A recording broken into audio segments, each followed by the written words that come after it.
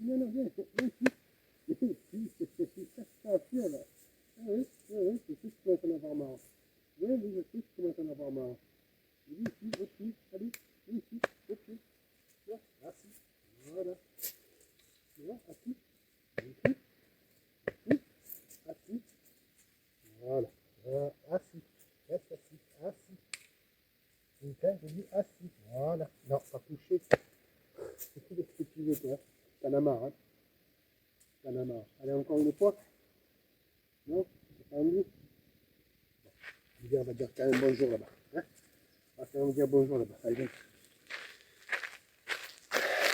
Salut, toi, passionné de la curiosité du voyage?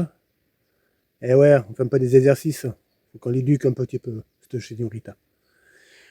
Sur la dernière vidéo, je t'avais dit qu'on faisait une vidéo un peu spéciale. Donc, tu as vu sur le titre, hein? Eh bon, on va faire les présentations. Allez, je te retrouve à l'intérieur, comme d'habitude. Mets-toi sur ton canapé, ceinture de sécurité, et bon visionnage. À tout à l'heure. Pourquoi spécial? Parce que dans cette vidéo, on va parler un petit peu de mon passé. Et on va quand même faire un petit peu, comme d'habitude, garder le principe de la chaîne Lascap Finis, pardon. Nomade, aventure, découverte, bref. Prenez-le comme vous voulez. Le principal, c'est que ça fasse plaisir. En fait, pourquoi je fais ça? Parce que, bon, mais depuis 12 mois, plus de 12 mois maintenant que je fais des vidéos, il y a de plus en plus de gens qui regardent. Je ne pensais pas que ça allait prendre vachement d'ampleur. D'ailleurs, je vous remercie tous. Et donc, je me dis que pour ceux qui ne me connaissent pas, ça leur permettra de me découvrir un petit peu. Voilà. Donc, ce qu'on va faire, c'est qu'on va faire un petit peu comme le cinéma. De temps en temps, on va faire une entracte. Et on va démarrer de suite avec la première partie.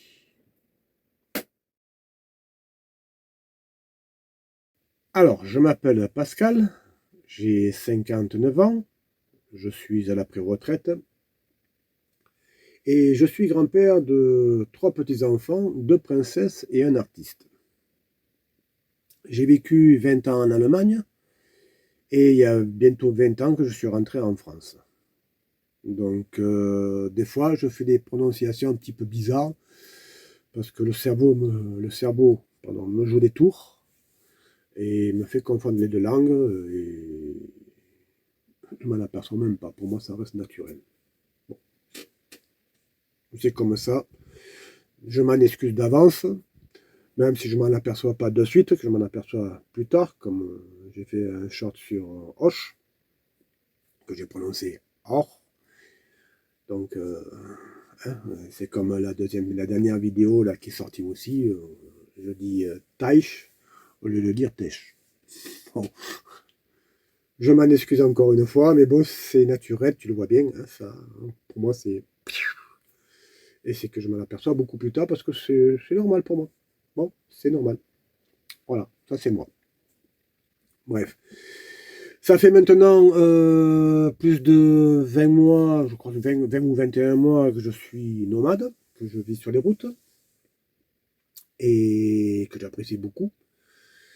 J'avais démarré ma vie nomade avec une chienne de 16 ans et qui malheureusement j'ai été obligé de faire piquer l'année dernière au mois d'août parce que le bassin il n'allait plus. Ça a fait très mal. Et les aventures se sont arrêtées l'année dernière avec elle au mois d'août, comme je viens de te dire, le 4 août exactement. Et en janvier, j'ai rencontré celle que tu vois dans les vidéos, la nouvelle compagnon, le nouveau, qu'on appelle ça, court-pilote, qui est toujours en train de dormir, parce que la route, elle s'en fout complètement. Alors, elle n'a rien à foutre. Elle sait, je dors, le moteur s'arrête, je veux voir où on est. Voilà, basta. Ça, c'est Signorita. Ça, c'est Zonka, que je te présenterai tout à l'heure. Et même pas que tout à l'heure, je vais le faire maintenant. Donc la Signorita, petite chienne de 9 mois. Elle a eu 9 mois le 10 juin. Bon, il y en a qui le savent, c'est une chienne que j'ai trouvée en Andalousie, dans les montagnes. qui était en train qui était abandonné, qui n'avait plus rien sur la peau. Et bon, ben, j'ai donné à manger, enfin, je l'ai adopté, tout simplement. Donc, c'est une race, c'est un Jack Russell espagnol croisé avec un livrier espagnol, qui est très charmante, qui bon, ben, le vit sa vie de chiot, hein, normalement, elle a des caractères un petit peu. Voilà, hein, tu me comprendras, hein, elle fait un peu ce qu'elle veut, hein, tu peux parler à un mur, hein, c'est pareil, hein, bon, chez l'humain c'est la même chose, hein, c'est pareil. Voilà, donc ça elle s'appelle Zunka et elle a 9 mois et elle est en pleine forme, belle croissance et elle est stérilisée. Voilà, ça c'est pour mademoiselle Zunka la virgule signorita. Ouais. Alors voilà le nid qui s'appelle Félix. Alors c'est un hymen mobile, châssis J5, moteur bien sûr Peugeot J5, pas de turbo, pas de direction assistée, 75 chevaux. À fond les ballons, je peux te garantir que tu sens la route. Mais c'est un délire. C'est un B544 de 1987.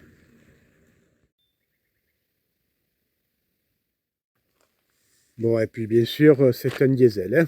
J'ai oublié de te le dire. Voilà, allez, maintenant on va aller visiter l'intérieur de ce charmant petit Félix. Donc, ce charmant petit Félix de 1987, je crois que je te l'ai déjà dit, mais bon, je le répète, je l'ai dit, je l'ai déjà vu. Je crois qu'il y a 283 000 km, quelque chose comme ça, on va aller voir de suite. Bon, là, c'est la partie route, la cabine de pilotage. Ouais, un très grand tableau, hein. Ouais, tableau de bord. Ouais, exactement. Alors là, c'est la place de la petite, de la signorita virgule Zonka.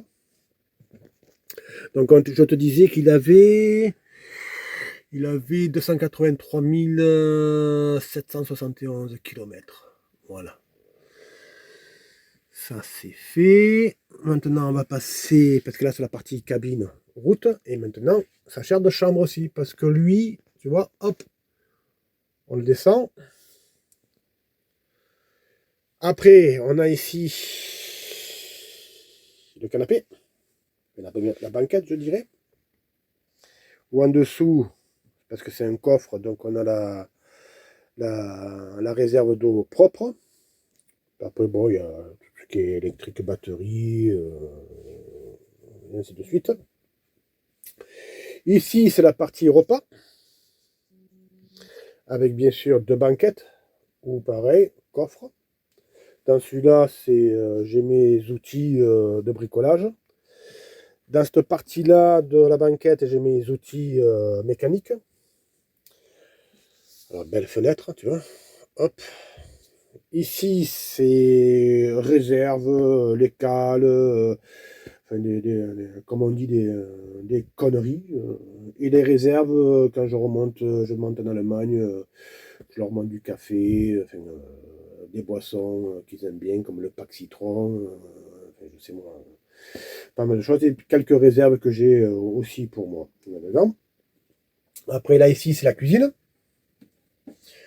Donc, la cuisine, tu vois, ça c'est super pratique parce que quand tu as fini, hop, tu fermes, hop, on ne voit plus rien. Donc ici tu as l'évier, hop, la planche elle se replie comme ça, là, sac, tu vois, hop.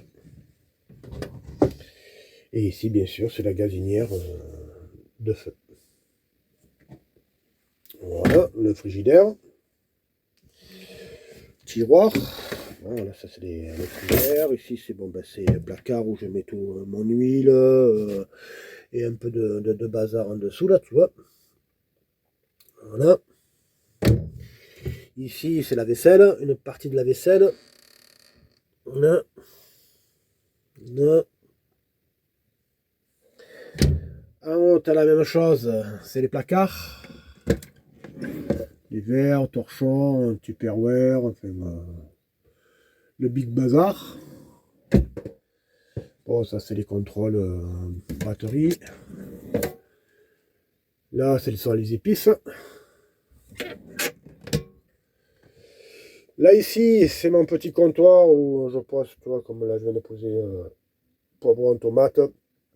Voilà, le bordel. Et quand ça me sert aussi de cuisine. Et en dessous, j'ai de nouveau un placard. Où là aussi, j'ai ma petite réserve pour mangiare. Voilà. Allez, maintenant, je te présente la salle de bain. Voilà. La douche, la salle de bain, enfin les toilettes. Avec le miroir, là. Salut. Et les toilettes sèches. Mais ça, bon, je vais pas te le montrer parce que, bon, comment expliquer la chose, hein? Tu comprends? Voilà. Et ici, ben, j'ai aussi, comment on appelle ça, je sais plus comment on appelle ça, enfin, moi j'appelle ça un débarras aussi, parce que bon, j'ai mes vestes, tout ça là ici, tu vois, bon, ça c'est un truc que je me suis fait moi, pour pouvoir poser mes dossiers et ainsi de suite, pouvoir mettre les chaussures en bas, enfin, c'est un peu ma chaise, enfin, c'est un peu le bordel aussi là-dedans, on rentre, voilà. Bon, ben écoute, maintenant ce que je vais faire, c'est que je vais te présenter tout ça comme ça, et tu vois en gros la place que ça me fait, et la lumière qui rentre. Voilà, ça c'est notre petit nid. Sans oublier les placards. Bon, ça c'est pareil, hein, c'est tout ce qui est câble électrique. Bon, moi ça c'est mon régulateur de charge pour la batterie. Ouais, il y a un peu de tout là-dedans. Là, ici, il y en a encore un placard, mais bon, ça c'est là, ouais, tout ce qui est. Là, il y a du bordel, je te le dis, j'en ai même de trop tout ça. C'est sûr que j'en ai vraiment de trop tout ça. Là, ici, celui-là, c'est. Voilà, hein, tout ce qui est médicaments. Ah, il y a encore des gâteaux. Gourmands. Et puis là, ici, c'est pareil. Dans celui-là, on a de l'autre côté, c'est des fringues. Ça, c'est plus pour l'hiver et pour bosser. Là, on a les pulls. Et en bas, c'est les trucs pour bosser. Et voilà. Là, ici, on a pareil, ben, chemise, dans la liste là. Et là, ici, on a. Hop, il va ici, toi. Et là, ici, on a tout ce que tu cherches, chaussettes, libards. Voilà. C'était la présentation de notre petit nid.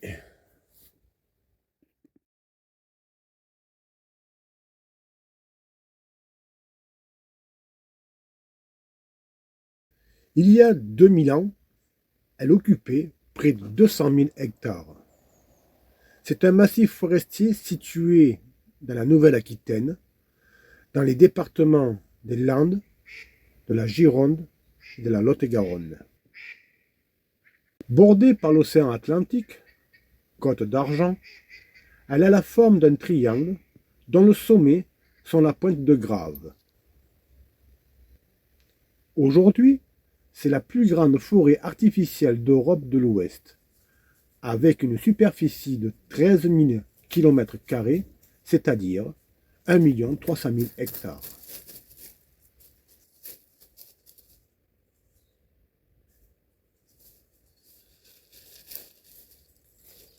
Le chêne blanc, le chêne noir, le chêne liège, ainsi que le chêne vert, cohabitent cependant avec le pin maritime. Désormais, aujourd'hui, on exploite l'or blanc des pins des Landes sur des milliers d'hectares pour produire l'essence de térébenthine et de la calophane. Et bien sûr, la coupe de bois pour les scieries.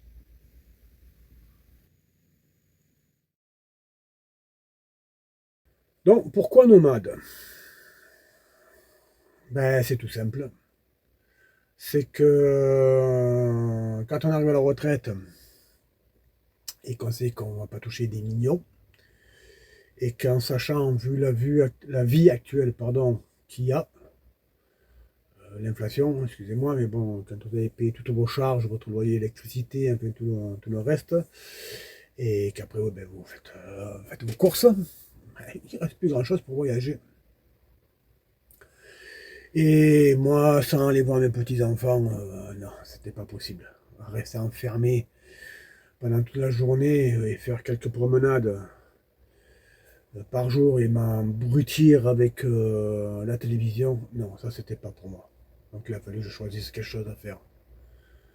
Donc au début c'était pas facile, ça je reconnais, parce que j'ai eu beaucoup comment expliquer ça, de peur, on va pas dire ça, mais j'avais un peu de, je voyais pas exactement comment ça se déroulait, et en regardant certains nomades sur YouTube, comme Cédric, Annabelle, enfin, et tant d'autres, je veux dire, hein, la famille Gaulois par exemple, ben, je me suis aperçu que bon, ben, eux, s'ils y arrivent, pas plus bête, hein.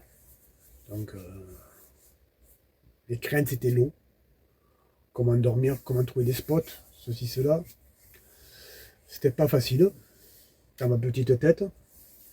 Donc pendant presque un an, j'ai regardé, j'ai feuilleté sur YouTube, pris des renseignements, et ainsi de suite. Et bon matin, je me suis levé, j'ai dit, bon allez, c'est ce que je veux faire, on va le faire. Voilà. Donc voilà pourquoi je suis devenu nomade. Tout simplement parce que avec le retraite que je... Ben, ça n'aurait pas été possible de faire ce que je voulais faire dans la petite tête. Et je ne le regrette pas du tout parce que franchement, c'est une belle petite vie. On se régale. Enfin, moi, je me régale très bien. Oui, bon, il y a des corvées, ça c'est sûr. Il faut toujours faire attention à l'eau. Quand il fait pas tellement beau, ben, ça, je suis en train de voir pour le parc solaire, d'améliorer mon parc solaire pour que je sois un petit peu plus autonome avec l'électricité, par exemple. Après, certes, c'est vrai qu'il y a des endroits pour trouver des bons spots, c'est pas, on ne trouve pas ça tous les jours, déjà d'une. Mais on trouve des magouilles, puis on fait des rencontres. Donc il y a des gens qui, quand vous rencontrez des gens, ça fait un petit moment, vous êtes là, 4-5 jours, et que vous n'êtes pas loin d'un village, ben, vous allez boire votre café au bar. Ben, au bout d'un moment, c'est sûr que la communication se fait, c'est fait pour ça les bars, hein. Le boulanger c'est pareil, hein, c'est le même principe, hein. Et quand on vous dit ouais mais attends, là-bas tu as... Tiens attends, demain matin je passe, je te montre, on ira faire une promenade, je te montre. Et on vous présente des beaux petits coins, je veux dire, ça, voilà, c'est super sympa. Ça c'est. Mais ça, on pourra faire une autre vidéo là-dessus pour voir un petit peu comment moi je fonctionne avec les finances et tout ça, parce que ça aussi c'est pareil. Vous n'êtes pas moi, moi je suis pas vous. Hein, ou toi, enfin, bref, je sais pas s'il faut vous voyez, tutoyer à ce moment-là, c'est pas grave. Mais voilà. Pourquoi je suis devenu nomade, c'est seulement pour que je puisse ben, bouger, pas m'abrutir à la télévision et surtout voir mes petits-enfants. Ça, c'est primordial. Et je ne me voyais pas en appartement, j'en suis sûr que je ne m'en serais pas sorti. Même les APL et tout ça, je ne m'en serais pas sorti. Les voir qu'une fois par an, 3 semaines dans l'année, waouh! Non, non, non. Déjà que là, depuis Noël, je ne les ai pas vus, ça me manque. Je les ai vus là il y a quelques jours. Bon, je vais les revoir là parce que je vais remonter. Je vais aller les voir chez eux en Allemagne. Mais là, rien que ça, d'avant de les avoir vus là, pas. Malheur. C'est trop long. Beaucoup trop long. Non, non, c'est beaucoup trop long. Je suis bien content d'avoir pris ce choix-là. Vraiment bien content. Et puis, en plus, tu visites et tu découvres. Et c'est pour ça que j'ai fait la chaîne Alaska Finis. Parce que au départ, je faisais tellement pour faire, qu'on appelle ça, aux amis, aux proches, parce qu'ils disent, ouais, envoie-moi des photos, nanani, nanana, bon, ils envoient des photos à l'un, tu envoies des photos à l'autre, tu fais ceci, tu fais cela. Puis au bout d'un moment, tu te dis, oh, tu sais quoi, tu vas faire une vidéo, et tu ouvres une chaîne sur YouTube, et puis voilà. C'est pas plus ni moins, et c'est pour ça que j'ai fait ça, et puis du coup, j'ai pris goût, parce que c'est vraiment un truc qui occupe pas mal quand même, qui occupe très bien même. Et puis ça vous donne des idées. Comment faire les montages, si on raconte une histoire, enfin, si on fait comme, le quotidien, ceci, cela. J'avais pas envie de faire comme les autres, raconter c'est ma vie, je vais faire mes courses, je vais vider ceci, je vais vider cela, ça c'était pas tellement le truc que enfin, je ne me voyais pas le faire. Donc j'ai préféré faire un truc où on me voit un peu faire ma vie en camping-car, dans Phoenix, avec Zunka, mes balades, ce que je découvre, et là où je suis, ben, c'est des histoires, comme j'aime l'histoire, ben, je raconte un petit peu, voilà. Bon, je pense que je viens de tout dire, et j'espère. Donc on va conclure cette présentation. S'il faut, bah, dites-le sur commentaire, on en refera une autre. Peut-être pour rentrer un petit peu plus dans le personnage que je suis, et le personnage que Zonka est aussi. Ou alors ben, vous le découvrirez en regardant les vidéos. Donc si cette vidéo elle t'a plu, ben, comme d'habitude, hein, un petit like, abonne-toi si tu ne l'as toujours pas fait. N'oublie pas la petite clochette. Et je te dis, comme d'habitude aussi, pareil, hein, porte-toi bien, fais bien attention à toi. Là, il va commencer à arriver les grosses chaleurs, l'été est là. Alors, faites attention au coup de soleil, faites attention de ne pas de choper un coup de faire un choc quand vous allez dans l'eau, hein, à la mer, ça arrive souvent, hein. On se croit, hein, mais la nature, elle est plus forte que toi. Et puis, on se revoit dans 15 jours. Bonne route!